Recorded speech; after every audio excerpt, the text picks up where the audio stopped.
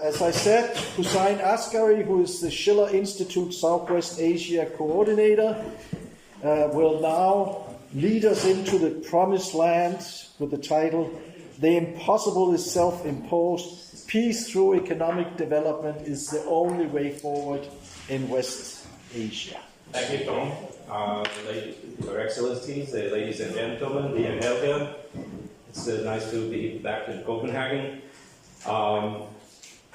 The reason I joined the Schiller Institute was actually I was in Oslo. I left Iraq in 1991 after the horrible Kuwait War and the uprising, and I ended up as a political refugee in Norway.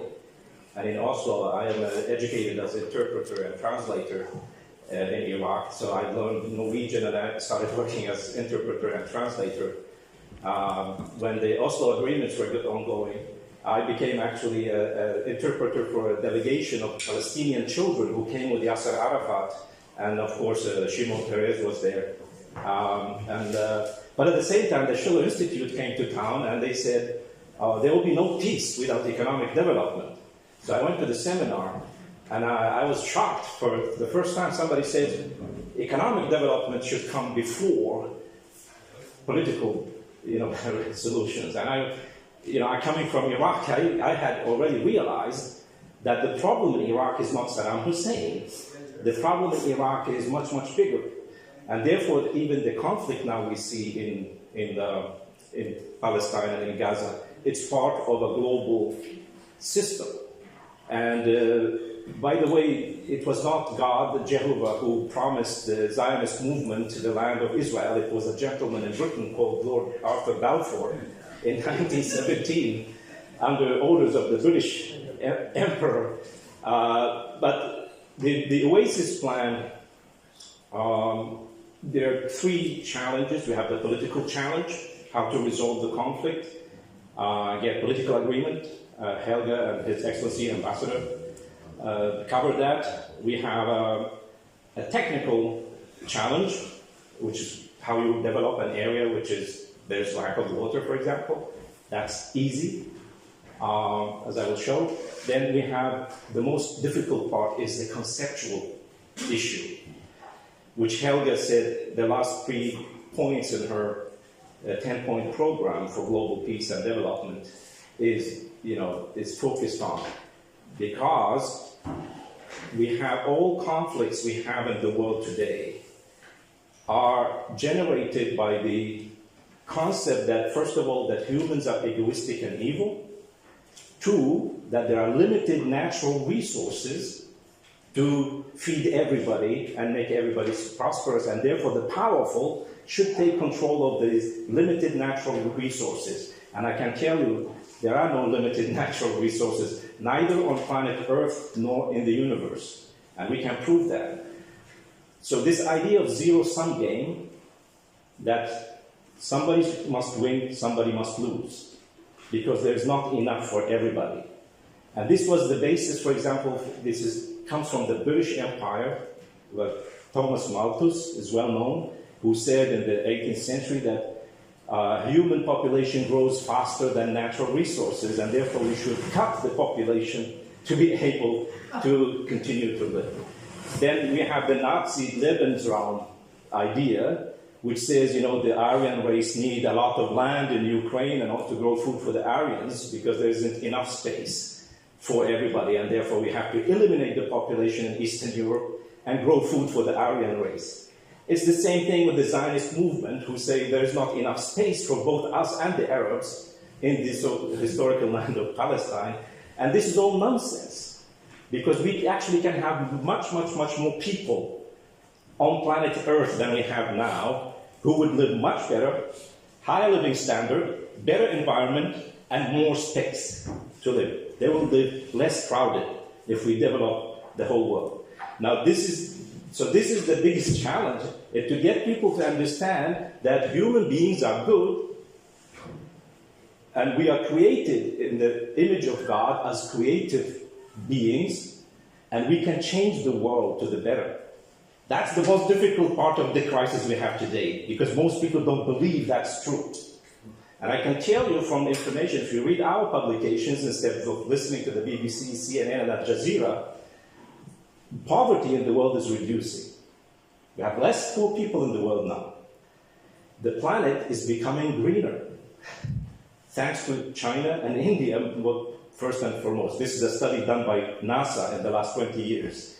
There's more green area in the world than we had 40 years ago. But we do have areas where we have desertification. That's a political, there's a political reason for that. So our solution for these problems, I mean, our optimism is not like, we're not utopians. Our optimism, our ideas are based on historical facts, scientific facts, and facts on the ground. The world has changed. The world is changing. The centers of productive power in the world have shifted. We have like China's rise, India's rise, Asia, even in Africa. People, I mean, look at Ethiopia, for example. Ethiopia is not the Ethiopia you imagined 10 years ago. It's completely transformed now. Yes, there is still poverty, but Ethiopia is transforming into a modern economy. Many nations in Africa, and we have the BRICS nations, emerging. We have the whole Shanghai Cooperation Organization. You have the Arab world, you have Saudi Arabia and Egypt. You don't really know what's going on there because the economic development taking place there is breathtaking. But that's not covered in the news. Everything you hear about Egypt is that they have a huge debt crisis. But that's just money. But what happens on the reality, the physical economic reality, is different. So anyway, our idea is, this is an idea developed by Lyndon LaRouche and Helge LaRouche actually since the fall of the Berlin Wall, to integrate the whole world with economic development corridors. This predates the Chinese Belt and Road Initiative. It's congruent with the Chinese Belt and Road Initiative, and we are very grateful that China launched that. And we try to explain why this idea is so important. So the solution for the crisis in Gaza, the other crises in the world, have to have a global solution because the people involved in the conflict itself are incapable of solving the problem. Therefore, outside forces like the major powers have to agree on a shift of the policy so everybody survives, because Israel is self-destructing. The United States is self-destructing right now, economically, socially, culturally. The EU is self-destructing by creating this geopolitical zero-sum games and imperialist ambitions. So the solution which we have proposed is more global because of the problems, the source of the problem is global.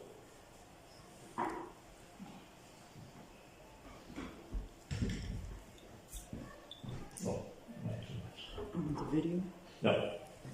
Okay, so we look at the Oasis Plan deals with one key issue, but it's not only that. It is the problem with the lack of water. Actually, Yitzhak Rabin has already mentioned it before signing the Oslo Agreement. Said if we don't solve the water problem, we will end up in new conflicts. And many of the Israeli wars of occupation is to control water resources around it, in the Golan Heights, in southern Lebanon, in the West Bank, and so on. So, but the problem of desertification and drought is a global problem. It's part of a larger global system. This is an exaggerated picture of, it's not only desert, these are arid areas, semi-arid areas, and also desert areas that extend from the Atlantic in Morocco and Mauritania all the way to nearby Beijing in China in the Gobi Desert. So now we look at this region. It used to be called the Fertile Crescent. That this is where agriculture was invented. It's a bit of a myth because agriculture was invented in many parts of the world after the ice ages simultaneously. But this area is fertile. This is where agriculture started. But it's no longer a fertile crescent. It's plagued by desert, by sandstorms and dust storms. Like these are taken by satellite, usually start in like near Iraq, starts in this part of Syria where the Americans are there now. but to my knowledge, they're not planting trees to solve this problem because their hands are tied to the weapons. So they're incapable of planting trees there. So this is one of the issues. So anyway, I mean, these things are not like national or even regional because they can extend to many areas. I'm just giving this image to show you that this is not a limited problem. It extends to all the way to China and Beijing, you know, the sand and desert storms. But things are being done to mitigate that. The Chinese are greening the deserts. And I will give an example of that soon. We have other problems like the Lake Chad in Africa is drying up, and there are 7 nations involved around it, and there are tens of millions of people who are reliant on the water for grazing and agriculture, and they will have to move somewhere else. And we, the Schiller Institute, we have actually promoted an idea, it's called Transaqua, to bring water from the Congo River to the Lake Chad. So anyway, so the solutions to these problems do exist, and I will give examples from China, for example, if we have time. But we go back to this idea, you know, that Lyndon LaRouche was in Abu Dhabi in 2002, before the invasion of Iraq, and he presented this idea of how this region, West Asia, I don't like the term Middle East because it's a British colonial term, I don't use it, I don't recommend that people use it. It's West Asia and North Africa, how the development can take place there. With the emphasis on building infrastructure, transport, water, power, and industrialize the region. So oil and gas should be used as industrial materials rather than burned as fuel. And instead of for fuel and electricity, you should build nuclear power. That was his recommendation. Actually, 5 years later, the United Arab Emirates started their nuclear program, and now we have 4 nuclear power plants completed in Abu Dhabi, you know, with 4,400 megawatts of power, which is used for desalination of water, which is another aspect of this plan. But at the same time, Lyndon LaRouche said there is another problem that needs to be solved, which is the question that the global financial and banking system is collapsing. That was before the 2008 crisis. But it's a systemic crisis. It's still collapsing, but the printing of money is preventing it from total disintegration. But the physical economic realities in the world are different. So he recommended to establish a new financial system to support economic development. So we now have alternatives like the Asian Infrastructure Investment Bank, the New Development Bank of the BRICS nations, but he also recommended to build an Arab Development Bank using the enormous resources in the Gulf countries' wealth funds. We have around $4 trillion of financial resources in the Gulf countries. Traditionally, they are invested in Europe and Britain mostly, the United States, in the financial markets, banking markets, real estate. But now part of that money is being actually used for development in Saudi Arabia, in the Emirates, but also investments in Asia, in China, in Africa. So this is an important source. So the question of financing always comes up. How do we finance these things? But there are solutions which we have presented. So anyway, if you look at this region, this is the crossroads of the continents and the oceans. This is the most interesting geographical area. It's also has enormous natural resources, but also human resources. About, if we take a circle around this whole region, including Ethiopia, we will have like more than 500 million people, mostly young people. So this is an enormous resource that can be invested in if we industrialize this region. So the idea of all these lines you see in our maps, these are not just a camel caravan or a railway which brings goods from China to Europe. We are talking about development corridors. A development corridor is like 100 to 150 kilometers wide belt That's why the Chinese are interesting. President Xi Jinping talks about the economic belt of the Silk Road. And this is the idea, that you have infrastructure. You have a river or water canals, you have highways, you have high-speed rail, oil and gas pipelines, you have electricity lines, and around them you build new urban, industrial, and agricultural centers. Because many parts of the Eurasia, you have natural resources, but you don't have water. You have water, but you don't have minerals. You have human population, human resources, but you don't have energy resources. So you need to bridge these gaps and bring development to every part. This is also part of our idea for the development of Africa, building a large number of development corridors. But water is essential. So we're going back to this, the Oasis Plan. LaRouche, as Helga mentioned, already presented this in 1975, before the Lebanon war, civil war started by instigation of Henry Kissinger. And this region was kept into, it keeps burning the whole time for global strategic reasons. It's not about, Jews and Muslims or Christians and Arabs and so on. This is all, as I said, this is all created by major powers, geopolitical powers, who have this cynical idea about human beings and nature. So the idea is to, especially for Palestine, Israel, Jordan, Lebanon, Syria, the surrounding, even Egypt, the idea was to create new water resources, because it's not enough to share the water in the region. There isn't enough water in the region to be shared by the people and the population which is growing. So you have to create new resources. So this is my point. We humans are created in the image of God, the Creator, because we can create new resources. We don't depend on nature. Because if we let nature decide, none of us would have been here today.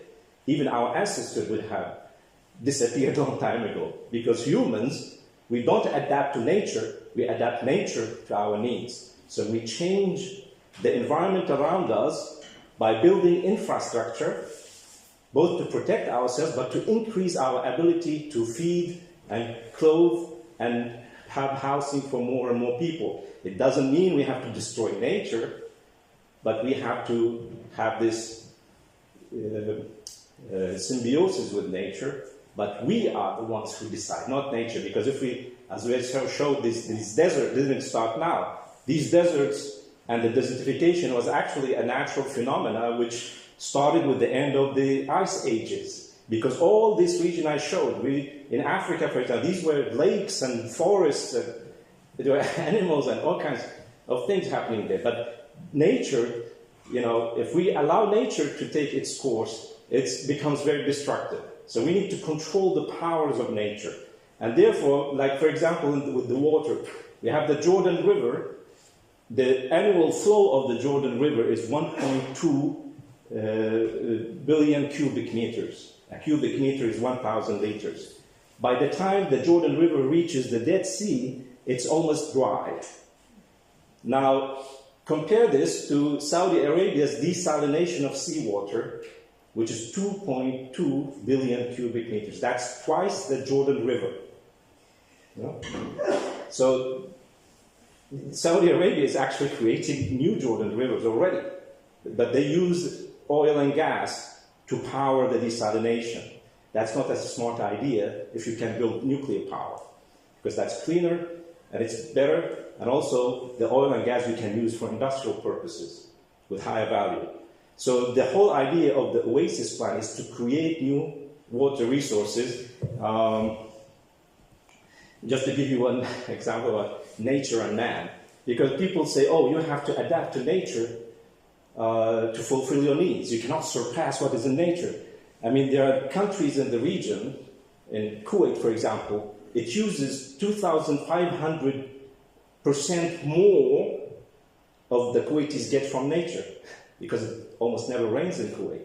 So how do they do that? They surpass the natural resources they had by 2,500%, because they desalinate seawater. They don't depend on nature, because if it doesn't rain, you die. So anyway, this is a recently produced image just to focus on Palestine, Israel, and Jordan, because these ideas actually existed in the Oslo Agreement. For example, the canal from the Red Sea to the Dead Sea. Also, there's the idea to build a canal. Now, these canals are not for navigation. Mr. Netanyahu doesn't know what he talks about when he talks about the Ben Gurion Canal, to dig a canal as large as the Suez Canal, through this region. That's his insane idea. What we are talking about are these are aqueducts, water transfer, like pipelines or streams.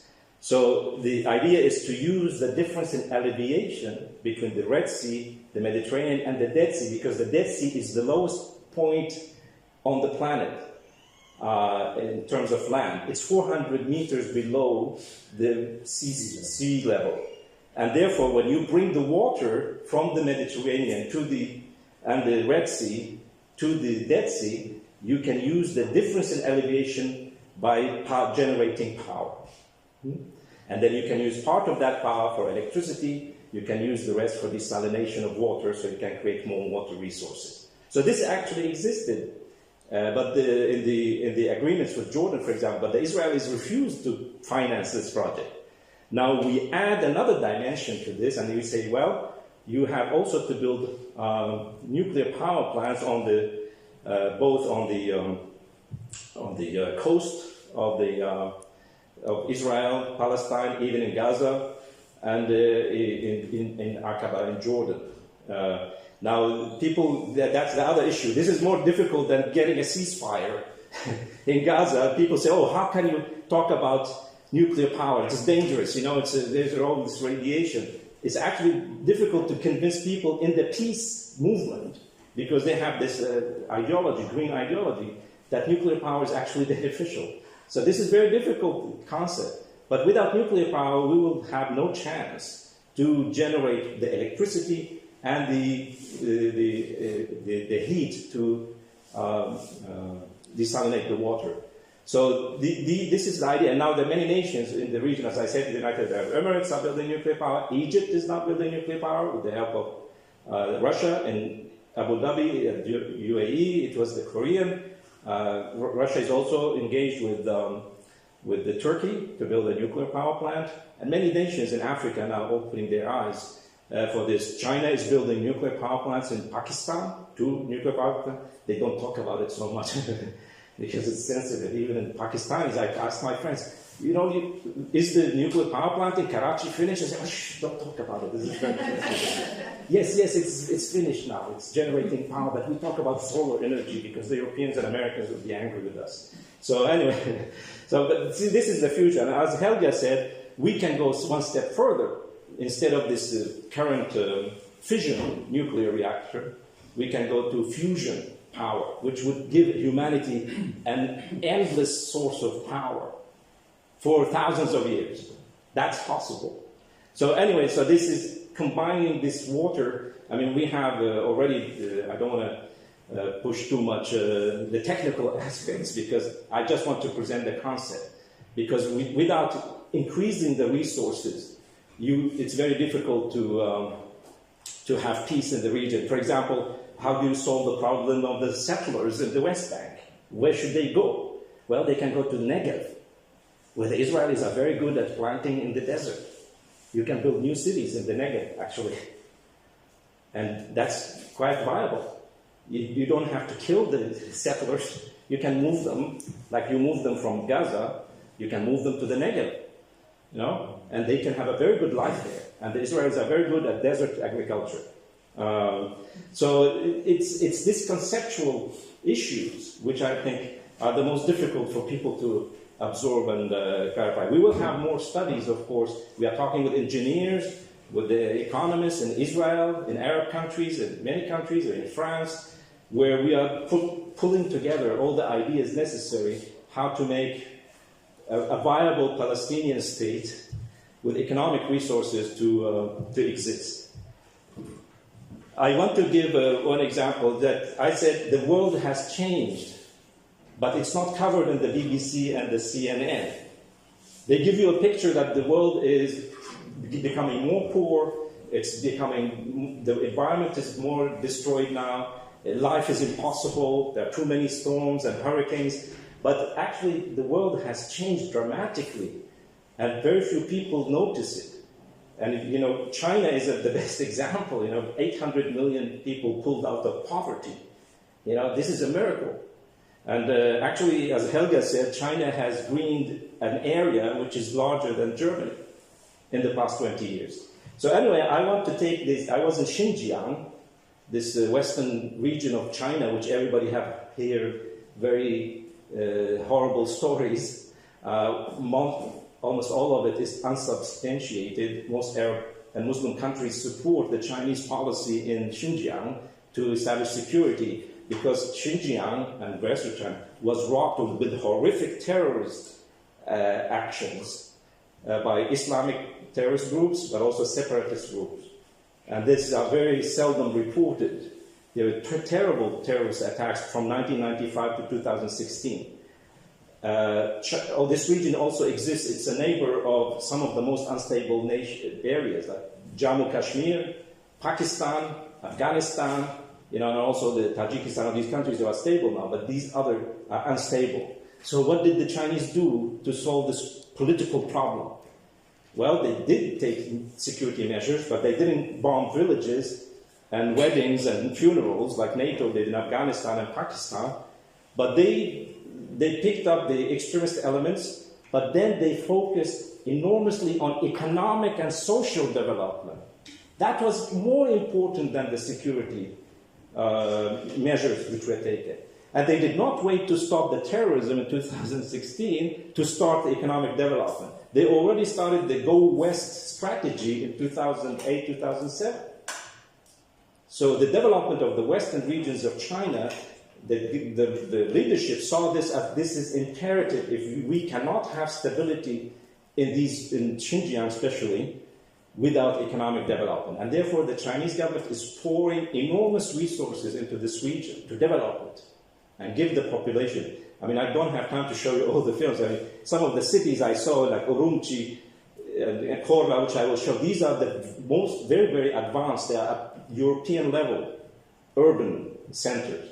So anyway, so the Chinese, I went to many parts of Xinjiang. It was in April, but the most mind-boggling part was going to Korla, which is in this corner. It's next to the second largest shifting sand desert on the planet. And who I thought I knew something about China, I thought I would come to a dry, you know, dusty old town. But it was the most shocking experience I had. This was one of the most advanced cities I ever seen. Okay, it's challenged by Xinjiang and others, but the environment there is extremely interesting. But anyway, so in this region, actually, you have like one of the major productive areas of cotton production and fruit production. And you know, you would imagine this very dry. I mean, the amount of precipitation, the rain and snow in Xinjiang region is 150 millimeters per year. This is equal to Saudi Arabia. And it's half of what it rains in Afghanistan, for example. In Denmark, you know, compared to 150 millimeters per year, in Denmark, the precipitation per year is 800 millimeters per year. So it's like 6 times more. But despite that, we have enormous agricultural development taking place in this region, thanks to the use of modern infrastructure, modern water technology, including Israeli drip irrigation and Japanese fumigation technologies, which they learned, and they are implementing them. So I just want to finish with showing just a video. I'm doing a series of videos on my trip. I already written an article about the economic development in the region, but I will do like articles and videos. This is not edited, and therefore it's a bit long, but I can, you know, go fast forward. I'm speaking to you from south of the city of Korla in Xinjiang, which is just a few, you know, not also big distance to the second largest desert in the world, which is the Taklamakan Desert. But surprisingly, what you find here is that you have enormous agricultural activity in Xinjiang. And it's very interesting that the farm is called the Oasis farm. New technologies, machines, robots is revolutionizing the agricultural process using drones, using modern sensors of the soil temperature, soil humidity.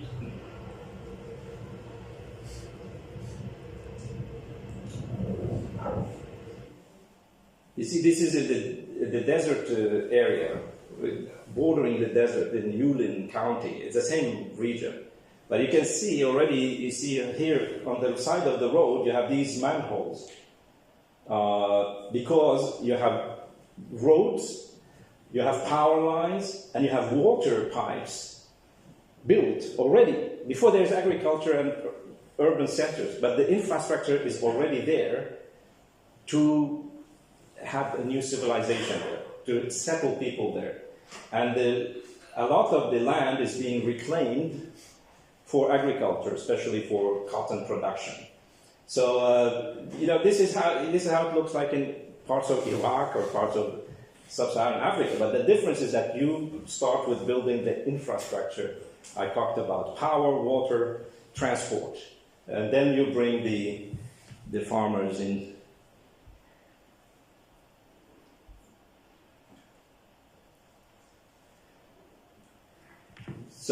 So these things are happening now. They have already happened. This is not something in the future. The future is already here, and that's what people have to think about. Because if we follow just the news the whole time, all the horrible news about the world, we forget about the fact that things are changing and change is possible. But my point is that in Xinjiang, without this enormous economic development and social development, and even cultural development, which will be a shock to many people, because the Chinese government is trying to preserve the Uyghur and other ethnic groups' culture.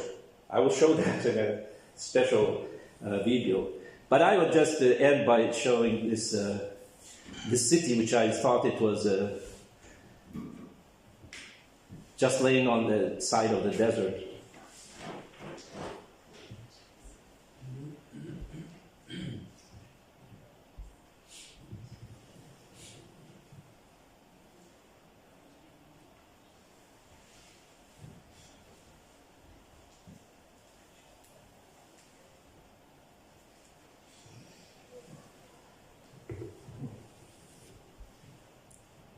It's too slow, I think.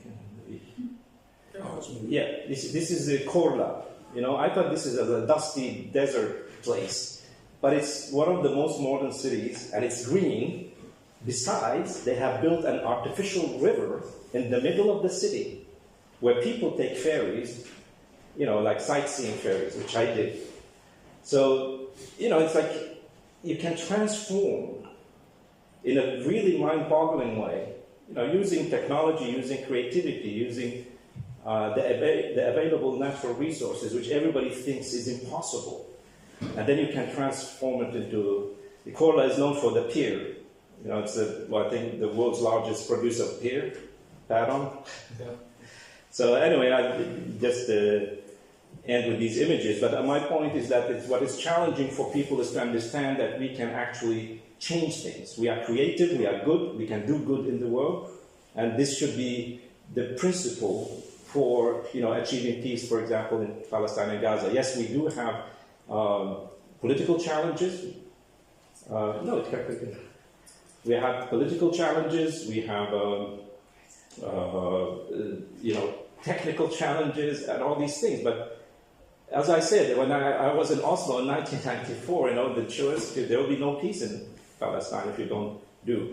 And one thing which Rabin said, which I think killed him, he said we have to change our axioms. Which means we have to change the way we think about ourselves, about others, and about nature. And I think that was the most dangerous thing Rabin said. Because without changing the axioms we have that are dominating the world geopolitical system, that the might makes right, The powerful take it all. There's only winners and losers. There are limited natural resources. We should not change nature. You know, all these axioms that are planted in our minds, these should be removed so we can achieve both peace, security, and development. Thank you very much.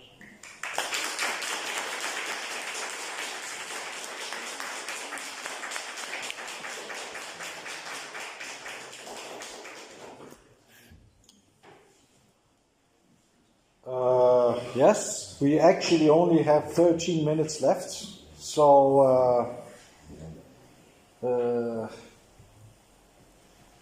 if there's any urgent questions, else Helga?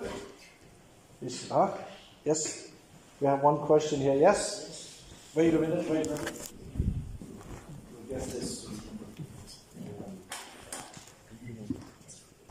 I think you have given us some fantastic views about possibilities, but really the problem in the planet is that we are too many people. So instead of being 9 billions of people, we should be maybe 1-2 billion.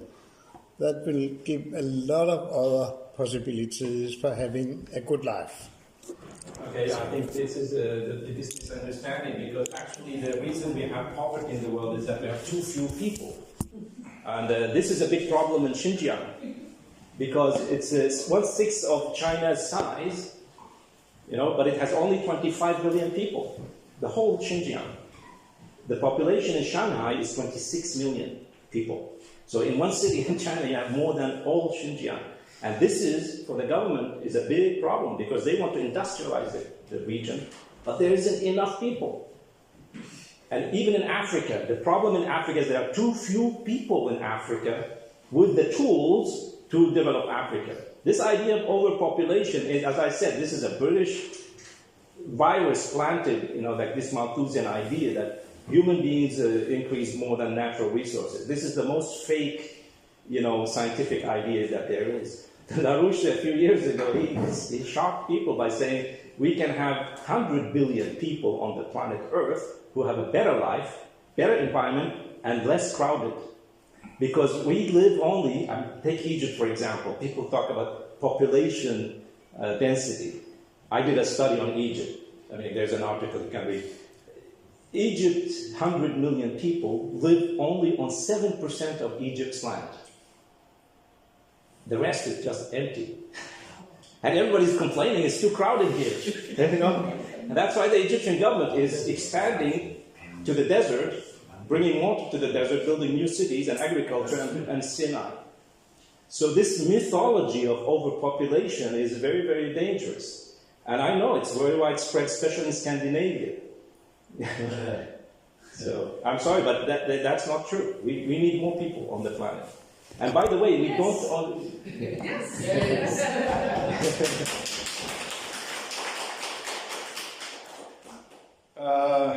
Ambassador Hassassian, do you have anything to... No, I just would like to comment Yes. the speech. It's a very technical speech, but I followed exactly what he has said, and I think there is a lot of substance there that we should basically consider in terms of emulating experiences in China and other words.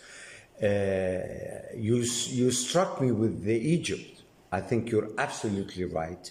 7% just live around the delta, and the remaining part, you know, is barren land not being used. So such inventions and such adventures are completely, appreciated if it is approached by regional governments, by the Egyptian government, by international development agencies. I think, I totally agree with you. The question of being threatened by population explosion is a fallacy. Because we can, if you look at the natural resources that we have, we always define development as man controlling nature. And as long as you control the universe laws and you control nature, then you are in the process of development. And that's why we think, and as I think you think, that humankind is still way, way behind in really depleting its resources, natural resources in terms of development. And that's why your examples are really starking, for people to open their eyes and understand that we have so much to fight for in order to overcome abject poverty. And as you said, the world is rich with natural resources, but the failure is the human resources and the attitude changes towards how to approach in finding plausible solutions to this issue. It's the lack of knowledge and technology, which is the shortage. It's not like humans. If you look at the development of human economy, we used wood before, cut the trees for fire, for energy. Then we had coal, then we had oil. So the wood in the forest we use for building. We don't burn wood more, but some people in Africa still burn wood because there is no alternative. So we invent, create new resources. Like we have metals, like aluminum. There is nothing in nature which is called aluminum. It doesn't exist. We humans take bauxite, which is a salt, and use high energy density to turn it into a metal. Aluminum did not exist in nature. We created it. We can create many, many more. And then we have this idea that we have only one planet. You have heard this, right? We have only one planet, we have to keep it, we have to preserve it. Okay, no problem. But the ideology is don't use the natural resources. And we don't have one planet, we have actually many planets in the solar system. And many nations are going to the moon. Now, why do you think the Chinese want to go to the moon? Because they want to mine the moon. There's helium-3, which is going to be useful for fusion power generation. We can go to other planets. The reason I call the impossible is self-imposed, my speech. It's inspired by a German space scientist, Kraft Erich. He said, it's called the extraterrestrial imperative. He says the future of mankind is actually in the space because we are by nature explorers. But he says the only limits that exist are limits imposed by humans, by their mind, on themselves. There are no limits in the universe. We impose those limits. And therefore, when people say it's impossible to do this, this is a mental problem, intellectual problem. It's not a practical problem.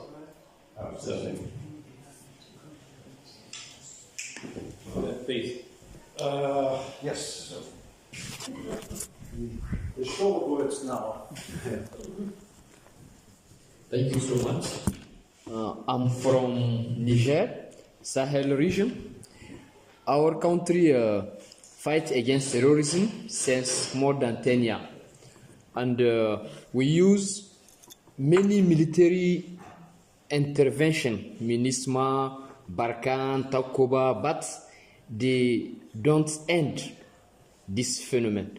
Then how can Sahel countries take the example of the region of Pakistan that you share with us to fight against this problem? Because for us, the original problem is the lack of social development.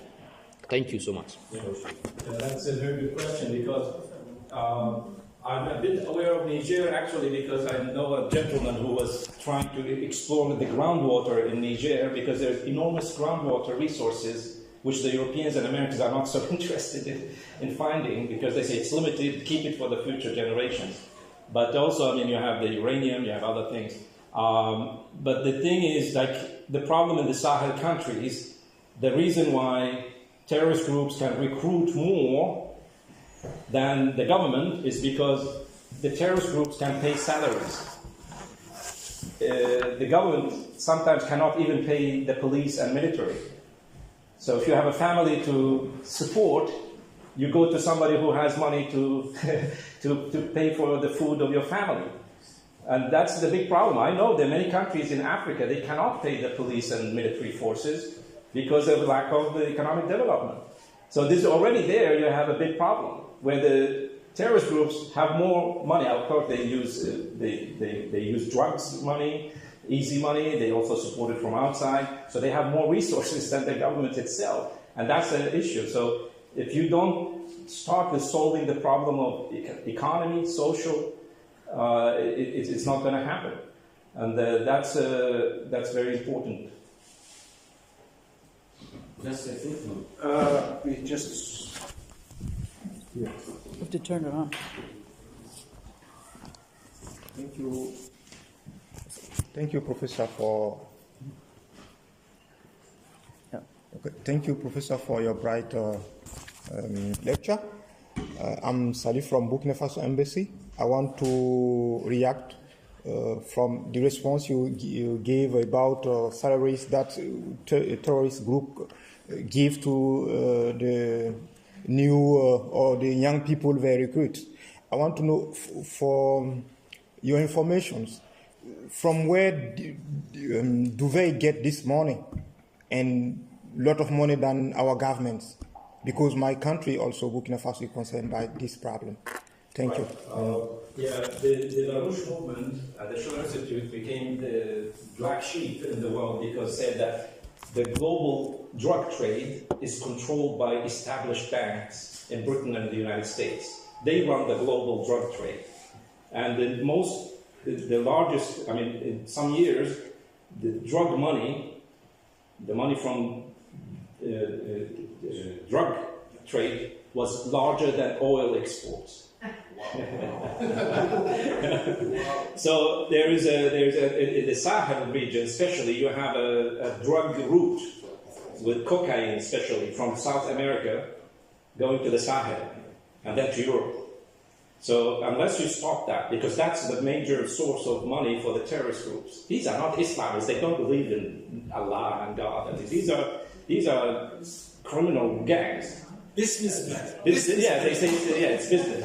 So anyway, but that's the main source of the terrorist groups, and of course there were states who indirectly through their citizens were financing a lot of this stuff, but it has stopped because of the global war on terrorism. Many countries are, reluctant to support dissident groups and religious groups in other countries. So that was the second source, but the main source is the human trafficking, and arms trafficking. And the destruction of Libya made that problem 100 times worse, because Libya was controlling that region, using the force of the state itself.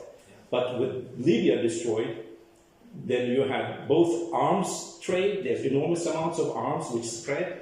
You had the terrorists taking over, and then the drug and illegal immigration routes shifted to Libya.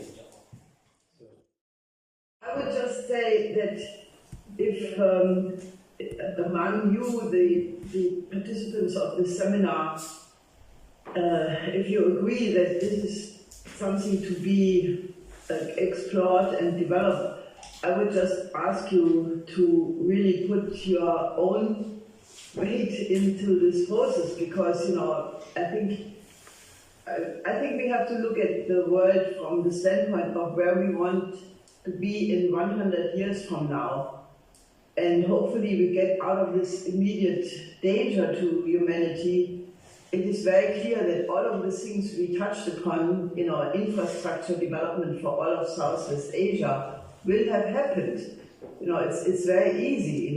We have the technologies, we have the manpower, we have the science and technology know-how, and why not make this little step now that we have to get out of this immediate danger? But that requires the intervention of a lot of courageous people who promote that. So I would actually ask you, if you agree with the approach, then help us to spread the idea.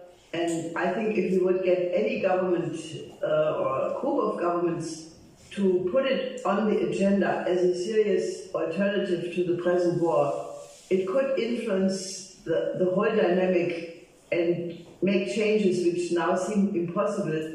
But just imagine if there would be a chorus of countries to say, we do that, it would be done. So I think from the idea to the implementation, the only thing which is in between is a lot of courage and energetic people to help us to implement it. That would be my request to you.